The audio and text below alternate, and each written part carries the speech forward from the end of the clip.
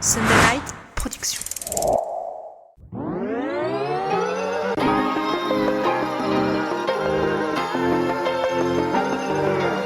Bienvenue sur le podcast Dans la tête d'un cycliste, l'émission dédiée à tous les passionnés de vélo sous toutes ses formes. Chaque semaine, Arnaud Manzanini part à la rencontre de celles et ceux qui font le cyclisme pour nous inspirer et nous aider à nous améliorer. Bonjour à toutes et à tous, bienvenue à tous les passionnés de cyclisme dans un épisode spécial de Dans la tête d'un cycliste, le podcast qui explore les mystères et les défis qui se cachent derrière chaque coup de pédale. Je suis Arnaud Manzanini et aujourd'hui avec Loïc, on va tout vous expliquer sur l'Hormèse. Bonjour Loïc. Bonjour. Bienvenue dans ce nouvel épisode du podcast et de la capsule donc Parole de coach. Préparez-vous à une conversation passionnante car l'Hormèse peut influencer votre performance sur le vélo, mais aussi sur votre bien-être de manière inattendue. Dans cet épisode, nous allons plonger dans le monde mystérieux de l'Hormèse, comprendre ce que c'est, comment cela peut impacter les cyclistes et comment l'intégrer dans votre vie de cycliste pour maximiser votre potentiel. Alors que vous soyez en train de pédaler sur les routes ou tout simplement en train de vous détendre à la maison, préparez-vous à élargir vos horizons et à explorer des connexions surprenantes entre l'Hormèse et le cyclisme. Alors Loïc, est-ce que tu peux nous expliquer en introduction ce qu'est l'Hormèse ? Alors, le mot déjà, il fait un peu mal. Le mot déjà, on a répété depuis 10 minutes pour pas se planter. Donc vas-y, explique-nous ce qu'est l'Hormèse, s'il te plaît. Alors, c'est un mot scientifique qui explique un phénomène très simple. C'est que quand on applique une dose de stress à un corps vivant, il met en place des processus adaptatifs pour s'y habituer et devenir plus fort face à ce stress, tout simplement. Et souvent, alors je prends cet exemple-là, quand je donne les cours à l'IFMK à Bordeaux, donc c'est l'école de kiné, ou en STAPS à Bordeaux, je prends l'exemple de la mécanotransduction. Donc déjà, ça, je pense que quand tu l'as lu, tu te dis de quoi il parle.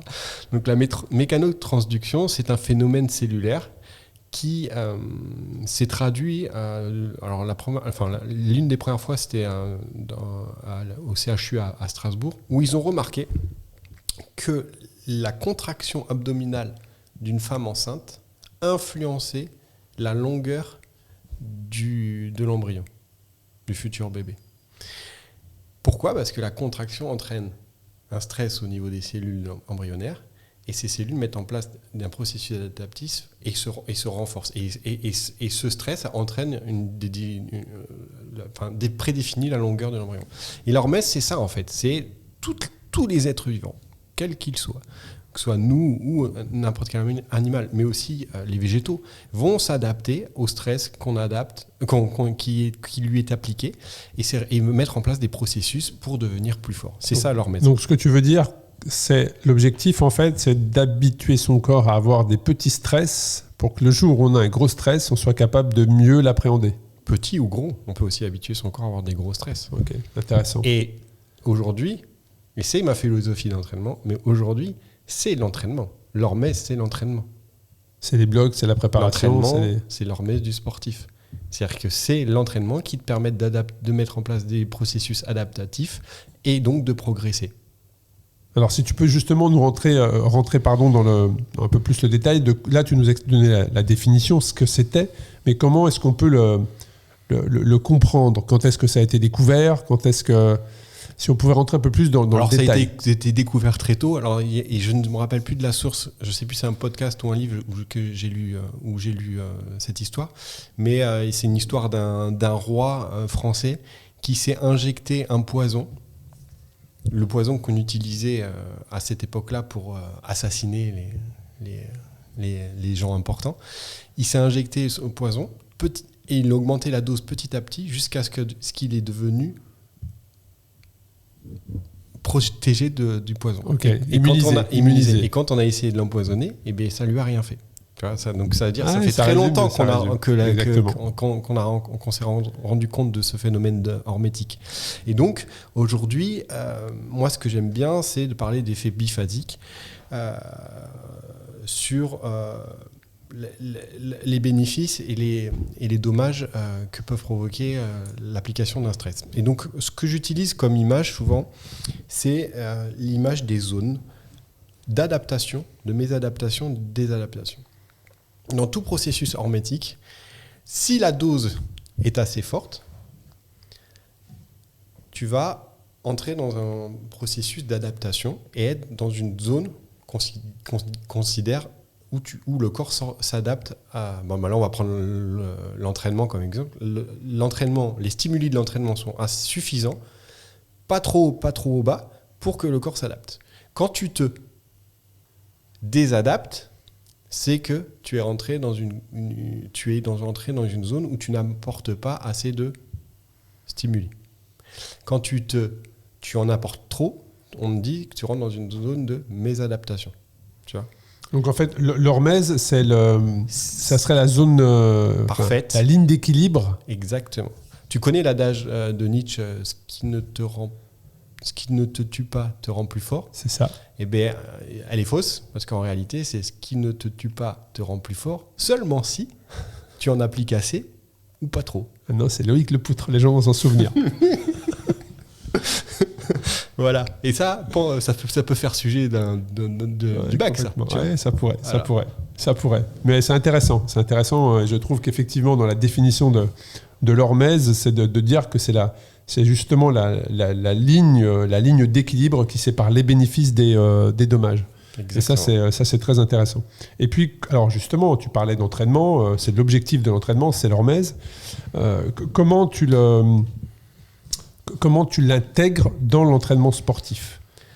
Ben voilà, tu vois, c'est quand je te parle de philosophie, c'est vraiment le mot est juste. C'est vraiment prendre en compte ce phénomène naturel qui régit la loi du vivant et de se dire voilà, moi j'entraîne et mon objectif ça va être d'appliquer un stress et qu'il soit progressif. C'est la fameuse progressivité. Exactement. On avait fait également un épisode sur ça. La surcharge progressive, c'est hyper important. Il faut qu'il soit progressif et adapté à la personne. Le stress appliqué à Arnaud ne sera pas le même qu'appliqué à Loïc. En tout cas, les réponses ne seront pas les mêmes. Et c'est ça qui est passionnant dans ce métier. C'est que chaque année, tu découvres des nouvelles personnes. Donc, tu dois découvrir comment l'organisme de cette personne réagit au stress que tu vas vouloir lui appliquer. Donc déjà, tu as une phase d'observation. D'analyse des résultats. Ouais, tu vois, c'est hyper intéressant. Et en plus, cette personne-là, d'année en année, elle va évoluer. Elle peut changer d'environnement. Et les stress que tu vas appliquer et que tu as appliqués avant n'auront plus la même réponse. Donc il faut chaque année remettre à zéro et essayer de réfléchir pour continuer ce processus-là. Et tu vois, tu sais ce que c'est quand tu fais des longs rides tout seul, sans forcément écouter de podcast, mais tu vois, juste partir avec toi-même. T'es content de rencontrer du monde après. Voilà. Oui. Non, moi j'aime bien parce que ça me permet d'aller loin dans mes pensées. Et je me dis même que ce processus-là, il pourrait t'amener à réfléchir sur le fait, est-ce qu'on a une limite dans la progression ? Est-ce que la limite n'est pas seulement le temps, en fait ? Tu vois ? Parce qu'en réalité, c'est ça. Tu vois, il y a beaucoup de gens qui disent... on est dans la tête d'un philosophe aujourd'hui. Et tu l'as dit. Pas dans la tête d'un cycliste. Et tu l'as dit tout à l'heure, toi, pendant qu'on était au café. Tu as dit, ouais, si je fais cette course-là, mais je serai trop vieux. Tu vois ? Ouais. Mais en fait, ça ne veut rien dire. On ne dira pas laquelle. Mais... Parce que oui, tu vas perdre en capacité de VO2 max. Et ça, c'est nature, enfin, chez tout le monde. À partir de 30 ans, tu peux perdre 1%, voire 1,5%. Enfin, ça dépend si tu es entraîné ou pas entraîné, mais tu perds 1% de VO2 max par an. Et ça, c'est vrai. Mais tu gagnes d'autres qualités. Et par exemple, en vieillissant, tu peux améliorer tes capacités aérobie et devenir plus endurant. Tu vois ? Donc en fait, il n'y a pas de... Tu te désadaptes jamais. Tu t'adaptes toujours à ce que tu vas mettre comme stress. Et ça, c'est hyper important. Et dans l'hormèse, Loïc, quel est le rôle ce que tu as mis dans la préparation de cet épisode, le rôle des micro-traumatismes ? Alors ça, tu vois, en course à pied, le processus hormétique, il se traduit au quotidien. Aujourd'hui, il est prouvé, alors là, je ne parle pas d'entraînement, je parle d'adaptation musculo-squelettique. Aujourd'hui, il est prouvé que pour que ton corps s'adapte au stress de la course à pied, au stress mécanique de la course à pied, le meilleur moyen, et attention, je vais choquer, c'est de courir tous les jours. Tous les jours. À une dose appropriée, mais de courir tous les jours. En tout cas, l'adaptation, là, au niveau musculo-squelettique, donc du fait des microtraumatismes, va s'opérer de la meilleure façon si tu le fais tous les jours à une dose appropriée. Pour le vélo, ça va être, par exemple, le renforcement musculaire. Si tu veux avoir un effet, c'est le même principe. Tu vois, on va appliquer une dose et ces micro-traumatismes que tu vas créer dans la structure musculaire vont engendrer des processus adaptatifs qui vont faire que soit tes fibres musculaires vont se multiplier ou soit vont devenir plus efficientes. Il y a un impact également sur le froid et la chaleur. Alors si je vais rouler dans le grand froid, il est préférable que je m'habitue à rouler par petites doses dans le grand froid pour quand j'y passe la journée entière, je sois plus à l'aise et éviter le choc de la première journée où le corps s'adapte et c'est assez violent. Mais c'est exactement ça. Mais c'est pareil quand tu vas t'exposer à la chaleur. Si tu t'exposes à la chaleur de façon excessive d'entrée, les processus d'adaptation ne vont pas pouvoir se faire et tu vas faire par exemple une insolation, tu vois, ou une déshydratation sévère. Tu vois, c'est les mêmes processus. C'est pareil aussi, regarde, un élément aujourd'hui, c'est l'apport de glucides à l'effort. Aujourd'hui, donc il y a eu, t'en as parlé dans un de tes derniers podcasts sur Ultra Talk, il y a une mode du cétogène. Oui. Donc on a bien compris que c'était bien une mode et aujourd'hui on a une mode qui fait qu'on est à l'inverse, on ingère jusqu'à 120 grammes de glucides à l'heure. Voilà. Pour ceux qui suivent vraiment l'alimentation, moi je me souviens avoir eu une discussion hyper intéressante avec Even Stevenard, qui est un pilote mais aussi un cycliste. Ce gars-là est un champion. Il y a 3 ans de cela déjà, où je sais qu'il vit à Los Angeles, entre Las Vegas et Los Angeles, et il m'avait expliqué qu'il travaillait avec un nutritionniste et que les 60 grammes de glucides, il en fallait beaucoup plus pour être performant. Surtout sur de l'ultra, voilà, très clairement. Après, il faut que le corps s'habitue à ça, parce que si tu n'es pas habitué, tu prends direct les 4 premières heures 120 grammes de glucides. Et donc, tu entraînes ton estomac à ça. Ouais, c'est très compliqué. Et c'est un processus hermétique. Ouais, tout à fait. Voilà. Tout à fait. Alors, on parle d'alimentation, mais quelles sont les autres pratiques ? Je sais que dans la question que je vais te poser, il y a le jeûne intermittent, le jeûne. Donc, on va en parler, quelles sont les autres pratiques hormétiques pour progresser ? Je veux revenir sur un point qu'on n'a pas évoqué. C'est qu'il n'y a pas d'adaptation à un stress sans repos. Ah, tu vois, et ça, non, je progresse aussi, moi. Ouais, c'est très bien. Mais ça, là, je veux insister sur ça. Parce que ça, c'est quelque chose qui n'est pas bien compris. Et si des gens que j'entraîne m'entendent, ce sera aussi pour eux. Aujourd'hui, si ton corps ne se repose pas, le stress que tu as appliqué ne pourra jamais être adapté de façon optimale. Si je me repose, je régresse, Loïc. Mais non, tu rentres dans une zone, exprès, bien évidemment, dans une fameuse zone au-dessus de ta zone d'adaptation, et tu vas rentrer plus tard dans la désadaptation. Alors en course à pied, c'est très simple, tu te blesses, tu vois, au moins comme ça c'est carré, c'est réglé. En vélo, c'est un peu différent parce que pour se blesser en vélo, c'est plus compliqué par l'entraînement parce que c'est un sport non porté. Mais par contre, tu vas rentrer dans une zone que tu as connue, le surentraînement, et tu connais des gens qui sont rentrés dans cette zone de surentraînement, il leur a fallu 6 mois pour revenir. Ouais, moi, ça m'a mis en l'air ma saison, très clairement. Et ça, c'est simplement parce que les doses de repos étaient jamais... Moi, quand je fais un plan d'entraînement, la première chose que je réfléchis, c'est les jours de repos. C'est la première chose, parce que sans repos, il n'y a pas d'adaptation au stress. Tu fais bien de le préciser. C'est vrai qu'il y a beaucoup de cyclistes, de jeunes cyclistes qui pensent... Comme j'ai pu le faire, moi également, je suis tombé dans ce piège-là où penser que se reposer, c'est régresser, alors que non, le repos est nécessaire pour progresser, justement. Donc tu fais bien de le préciser. Et je reviens sur ma question, quelles sont les autres pratiques hormétiques pour la progression, dont le jeûne ? Alors il y en a plein. Que j'ai fait ce matin d'ailleurs, je n'ai pas mangé depuis hier soir, tu vois. Alors le jeûne intermittent, donc là c'est pareil. Alors, c'est pareil, ce sont des pratiques alimentaires qu'il faut pratiquer de façon encadrée, on ne se lance pas comme ça tout seul. Le jeûne intermittent, c'est prouvé scientifiquement, ça entraîne des processus adaptatifs qui peuvent être, qui sont intéressantes pour la pratique des sports d'endurance, pour plein de raisons.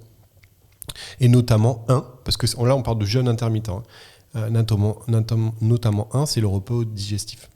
Ça augmente ton niveau de repos digestif. Et comme le sport pratiqué à outrance a un effet délétère sur l'intestin, parce que quand vous pratiquez du sport, le sang il est dirigé vers les organes essentiels à ce moment, à le contexte. Et l'intestin, il n'est pas essentiel. Donc il y a une espèce de phénomène où l'irrigation sanguine est moindre au niveau de l'intestin. Et donc tous les éléments protecteurs, les micronutriments, n'arrivent plus à l'intestin. Et donc il y a un processus inflammatoire qui peut s'installer. Et donc le fait de pouvoir remettre au repos l'intestin à ce moment-là, c'est bénéfique forcément parce que tu vas améliorer ta récupération. Et le jeûne intermittent. Après, il y a l'exposition au froid et au chaud. Donc au chaud, on en a parlé. L'exposition au froid, je vous invite à regarder, je ne sais pas si tu connais Wim Hof. Non. C'est un monsieur barbu qui s'exposent au froid de façon régulière. Et ça, c'est pareil, l'exposition au froid, ça peut être juste une douche froide le matin, ça entraîne des processus hormétiques, notamment au niveau des mitochondries, qui sont essentiels à la pratique, dans la pratique des sports d'endurance et de la bonne santé. Vous avez aussi les exercices de respiration.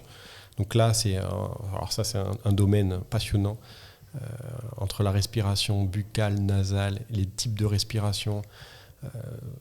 C'est un domaine passionnant. Et ça aussi, tu peux travailler des processus hormétiques en développant des techniques de respiration particulières. La natation, avec l'hypoxie, ça entraîne des processus hormétiques. Et c'est pour ça que c'est très intéressant de faire l'entraînement croisé avec de la natation quand on fait du vélo, parce que ça va améliorer tes capacités pulmonaires, par exemple, ou tout simplement améliorer la capacité de ton organisme à distribuer l'oxygène dans tes organes. Ce qui est essentiel quand on fait du vélo. C'est pour ça que certains prenaient de l'EPO dans les années 90. Tu t'es repris, tu as dit prenne et tu as dit prenez. Oh, merci, je ne sais pas à qui tu penses. Mais... je ne sais plus. mais comment tu intègres tout ça dans ta routine quotidienne ? C'est bien parce que le processus, un des éléments les plus adaptés au quotidien, c'est l'alimentation. Plus vous mangez d'éléments vivants, c'est-à-dire non transformés, okay. D'accord, non transformés, plus vous amenez d'éléments qui vont permettre d'améliorer l'adaptation au stress que vous allez vous être exposé. Et ça, c'est hyper important. Donc l'alimentation, le conseil le plus simple à donner au niveau alimentaire au quotidien, c'est de manger majoritairement à 95% des aliments non transformés. Déjà, si vous commencez par ça, ça sera simple. Tout de suite un effet bénéfique sur la santé, je dirais. Tu vois, par exemple, on parle de vélo, donc on parle de pâtes. Les pâtes, c'est transformé. Ah bah oui, très clairement. Le pain, c'est transformé. À chaque fois, réfléchissez à ce que vous mangez, ça a été transformé par l'homme. Alors, quand tu dis réfléchissez à ce que vous mangez, ça m'amène à... Tu parlais de l'écoute de son corps...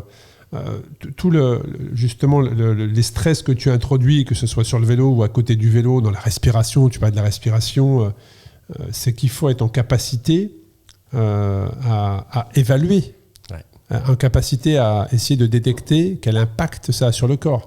Donc ça veut dire qu'il faut quasiment au quotidien avoir presque une concentration ou une veille sur... Qu'est-ce que tu ressens à cet instant-là ? Tu as fait ton petit-déj il y a 2 heures, 3 heures, 4 heures. Est-ce que tu as un pic de forme ? Comment tu te sens ? Ça, c'est hyper important aussi. L'auto-évaluation, c'est hyper important. Et toi qui es fan des data, tu vois, s'il y a bien un truc où je reviens, c'est sur ça. C'est que les data, aujourd'hui, c'est parfait. Seulement si tu sais avant de t'auto-évaluer. Tu vois, et souvent, on a fait l'inverse. On dit, c'est les data, on dit ça, alors c'est ça. Sauf qu'en fait... c'est pas comme ça que ça marche. C'est d'abord tes données subjectives qui doivent être au-dessus des données objectives que te ramène l'appareil connecté. Et donc, l'auto-évaluation, c'est faire attention à la façon dont je respire pendant ma séance. Tu vois. Tout bête. Qui fait attention à ça ? Alors, c'est vrai que je n'ai plus, mais j'ai eu une Apple Watch. Et c'est vrai qu'il y a une application qui, en fonction de ton flux sanguin, de ta respiration et de tes battements, tes pulsations, te déclenche dans la journée une alerte de stress, qui te dit respirer. Garmin fait ça. Voilà, qui te dit respirer. Et donc, ça te dit prenez 3 minutes pour respirer. Et donc, en fait, tu as un cercle sur ta montre de la vitesse à laquelle tu dois inspirer et la vitesse à laquelle tu dois expirer. Et tu fais ça 3-5 minutes. Ça s'appelle la cohérence cardiaque. Voilà, c'est ça, exactement. C'est la cohérence cardiaque. Et donc, ça s'applique comme ça. Tu as 2-3 alertes dans la journée en fonction de ton état de stress. Et là, je trouve très intéressant parce que les datas peuvent t'accompagner, en fait, ou t'alerter. T'accompagner, c'est t'accompagner, le bon mot. Ils sont là pour t'accompagner. Mais il faut apprendre à s'écouter. Et dans les processus hormétiques, c'est ça. Parce qu'en fait, à quel moment je vais commencer à me désadapter, tu vois ? Eh bien, c'est là. C'est moi qui vais le ressentir. Tu vois, tout simplement, quand je me réveille le matin, je ne regarde pas tout de suite mon score de sommeil. D'abord, je me pose la question, est-ce que j'ai bien dormi ou pas bien dormi ? Parce qu'il y a des études qui ont montré qu'en fait, la réponse, elle dépendait de ce que tu regardais. Mais d'abord, pose-toi la question et après, regarde. Parce que des fois, les appareils mesurent mal. Ou alors, il peut y avoir un léger écart, mais c'est comme, je pense également, tu sais, à ces patchs Super Sapiens où c'est très très bien. Par contre, si tu ne l'alimentes pas de données personnelles, exactement. en fonction de ce que tu as mangé, pourquoi tu as ce pic, est-ce que tu as mangé une pizza ou est-ce que tu as mangé un hot dog ou est-ce que tu as mangé un plat de pâtes, tout ça, ça va te servir justement à faire l'analyse. Et même moi, tu vois, le Super Sapiens, moi je l'utilise pendant la séance, mais avant de regarder ce qui est marqué, la personne doit se dire qu'est-ce que je ressens. Tu vois, à ce moment-là, qu'est-ce que je ressens ? Où est-ce que j'ai mal ? Où est-ce que sont les tensions ? À quoi je pense ? Tu vois, parce que les pensées négatives, quand tu arrives à un manque de glucides, elles sont plus nombreuses. Mais là aussi, il y a ce côté personnel et paramètres propres à la personne, parce que quand tu prends notamment un Super Sapiens, tu mets ce patch qui te permet de vérifier ta glycémie en live. En fait, il y a la zone cible, elle est paramétrée par défaut.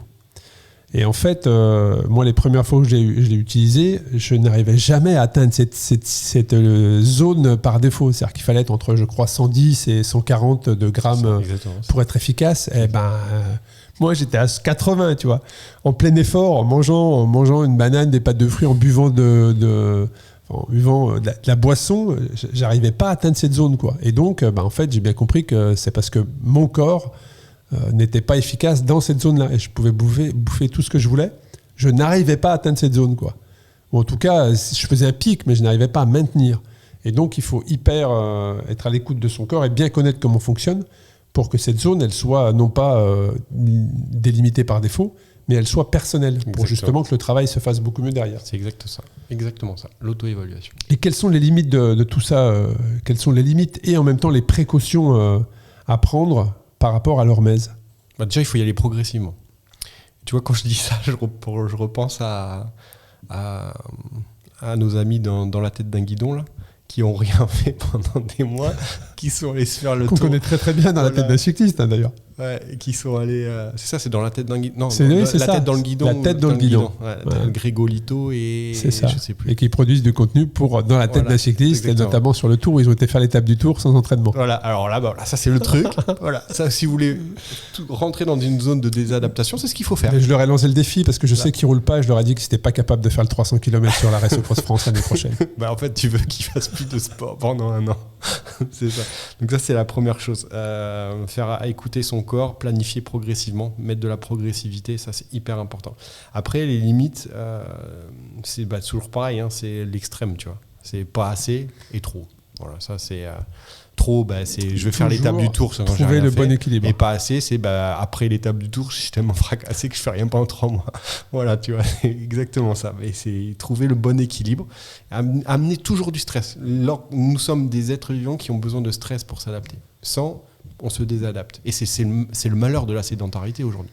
Aujourd'hui, toutes les maladies modernes, elles sont évitables simplement en mangeant correctement et en bougeant.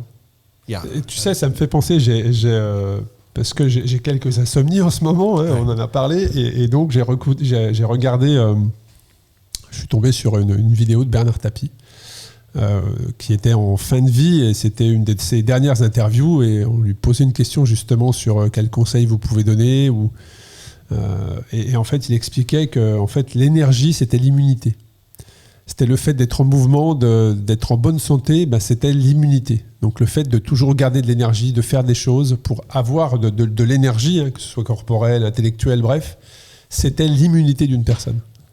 Je ne sais pas si tu es en phase avec ça. Oui, en tout cas, ce que tu dis me fait penser à ça. Tout à fait. Je suis en phase, en phase avec ça. J'ai cité le bon exemple. Et qu'est-ce que tu peux nous partager également, Loïc, puisqu'on arrive en fin d'épisode, sur je sais pas si tu peux récapituler un peu les avantages de l'hormèse. Il y a une réflexion finale. Un point aussi important, c'est que c'est individuel. C'est pas parce que le copain fait ça que je vais faire ça. Et je vais prendre un exemple très simple, ce fameux régime cétogène. Qui, dans un cadre... Qui consiste à manger des plaquettes de beurre et... Non, c'est pas exactement ça. Qui consiste à réduire drastiquement l'apport en glucides à hauteur de 50 grammes par jour. En 50 à 60. Le minimum pour que ton cerveau fonctionne. Voilà, en gros. Certains ont dû oublier, je pense. Ouais. Mais si tu veux, scientifiquement, ça a montré des effets positifs dans certains cas. Alors, moi, je trouve que ce genre de... Je ne sais pas si on peut les appeler de régime, mais ponctuellement, c'est très bien. Je trouve que tu ressens un regain d'énergie ponctuellement. Mais dans la durée, c'est quand même mais non, hyper exigeant, quoi. Oui, mais non. Parce que il y a une science qui s'appelle la génomique. Tu nous sors des noms sur cet épisode, c'est incroyable. La paléogénomique. En gros, c'est l'évolution de nos gènes au fil de la colonisation de notre environnement. Il y a un gène qui s'appelle ApoE, qui a de 3 types. 2, 3, 4. 4, c'est le plus ancien, et 2, c'est le plus récent. D'accord ? Aujourd'hui, la population européenne est ApoE3. Proche des équateurs, la plupart ont ApoE4, dominant. Et au nord, les Inuits, ils sont ApoE2 majoritaires. Et en fait, ce gène-là, il code sur ta capacité à utiliser les lipides. ApoE4, c'était les chasseurs-cueilleurs. Donc aujourd'hui, j'ai entendu parler de ça, effectivement. Et aujourd'hui, ces gens-là, si tu leur fais un régime cétogène, ça passe pas. Ça passe pas du tout, parce qu'ils ont besoin d'un apport de glucides. Les 3, c'est un mixte, c'est plutôt low carb, tu vois. Enfin bon, peu importe, mais c'est mixte. Et les ApoE2, c'est l'inverse. Eux, ils sont adaptés totalement au régime cétogène. Donc c'est un exemple. Ça dépend de qui t'es. Et en fait, il faut pas rentrer dans l'effet de mode. On est tous différents. Donc essaye, mais n'insiste pas si tu ressens les choses négativement. Bon, c'était très intéressant. Est-ce que tu as un mot de la fin, Loïc, sur l'hormèse, ou est-ce qu'on a tout dit à travers cet épisode? Je pense que beaucoup de personnes ont appris de nouveaux mots aujourd'hui. Voilà, on n'a pas tout dit parce que c'est énorme. Tu vois, par exemple, tu parlais de ton expérience avec Bernard Tapie. J'ai fait un bug dans mon cerveau parce qu'en fait, j'ai oublié de parler d'un truc, l'exposition à la lumière. L'exposition à la lumière rouge.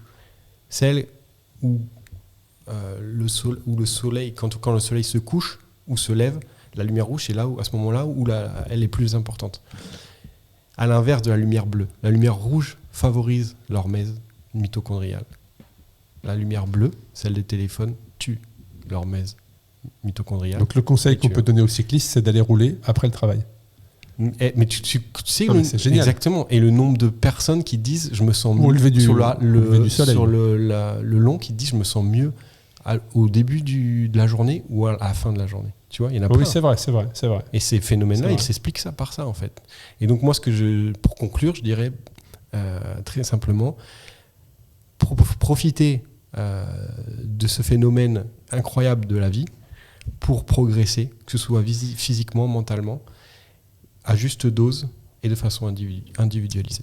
Et puis écoute, un grand merci Loïc pour ce partage autour de l'hormèse, et puis à très bientôt pour un nouvel épisode du podcast Dans la tête d'un cycliste. Merci à tous.